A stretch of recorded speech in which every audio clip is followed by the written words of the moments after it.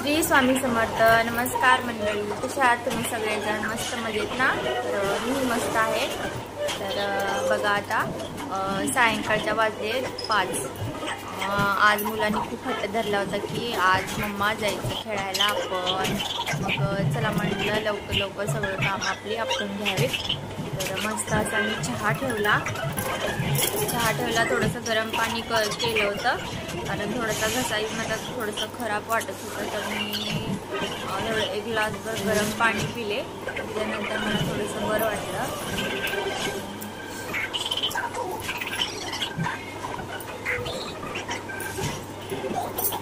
आज नवरात्रीचा 14 दिवस होता. छानशी मी सकाळी देवपूजा वगैरे केली होती.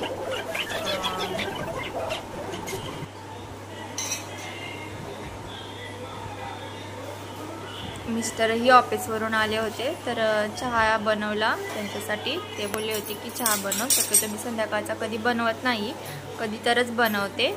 ते पण मिस्टर कामावरून आले, मला चहा दे बोलले तरच मी बनवते, नाहीतर नाही बनवत. एक वेळ सकाळचाच फक्त बनवते.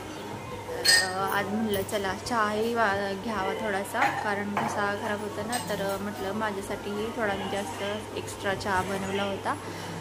तर मस्त असा चहा केला. त्याच्यानंतर म्हटलं आता बाहेर जायचं तर स्वयंपाक वगैरे जेवण बनवूनच जावं. त्याच्यानंतर मी चहा वगैरे घेतल्यानंतर जेवणाची पण तयारी म्हटलं करून घ्यावी लगेचच, कारण टाईम पण लगेच होतो. आणि नवरात्रीचं टाईम रात्री 10 वाजेपर्यंतच असतं गरबा, त्याच्यानंतर बंद होतं. तर चला म्हटलं पटकन आपलं पटापट आवरून आज जावंच मुलांना घेऊन आज पण. तर त्यासाठी लवकरच मी जेवण बनवायला घेतलं. थोडासा मुलांचा अभ्यास करून घेतला कारण रुद्राची एक्झाम होती. 7:30 वाजले. तुला लावायचं काय लावायचं? देव बाप्पा मी केला. देव बाप्पा तू कुठे होतीस? मी देव बाप्पा केला ना होती. असं लावायचं.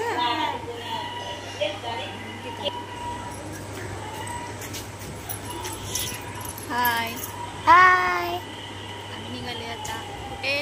गरबा खेळायला. गरबा.